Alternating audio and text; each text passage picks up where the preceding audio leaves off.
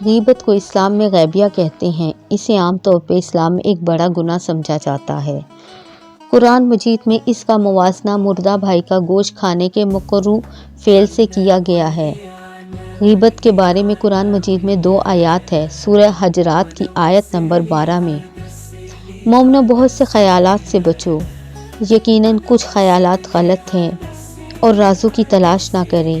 تم میں سے کوئی کسی کی پیٹھ پیچھے غیبت نہ کرے۔ کیا تم میں سے کوئی اپنے مردہ بھائی کا گوشت کھانا پسند کرے گا؟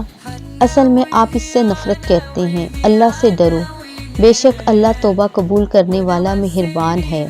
حدیث کی روح سے یحییٰ بن ایوب قتیبہ اور ابن حجراتی رضی اللہ عنہ ابو ہریرہ رضی اللہ عنہ روایت کرتے ہیں کہ رسول اللہ صلی اللہ علیہ وآلہ وسلم نے فرمایا، کیا تم جانتے ہو کہ غیبت کیا ہے؟ انہوں نے کہا، اللہ اور اس کا رسول بہتر جانتے ہیں۔ آپ نے فرمایا، غیبت یہ ہے کہ اپنے بھائی کے بارے میں ایسی بات کرنا جو اسے ناپسند ہو۔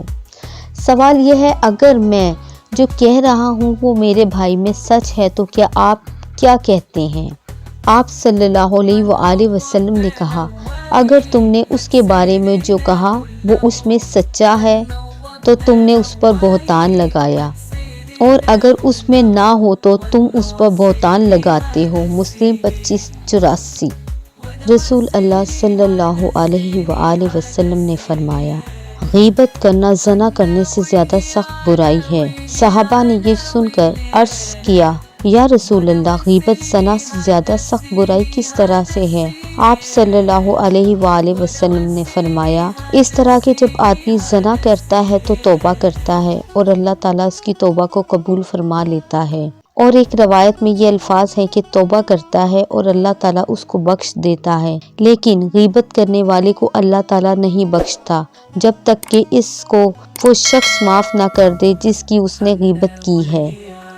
نبی کریم صلی اللہ علیہ وآلہ وسلم نے فرمایا، غیبت کا کفارہ یہ ہے کہ تو اس کے لیے استغفار کرے جس کی تو نے غیبت کی ہے، اور یہ کہے، اللہم غفر لنا ولہ، یعنی الہی ہم کو اور اس کو بخش دے۔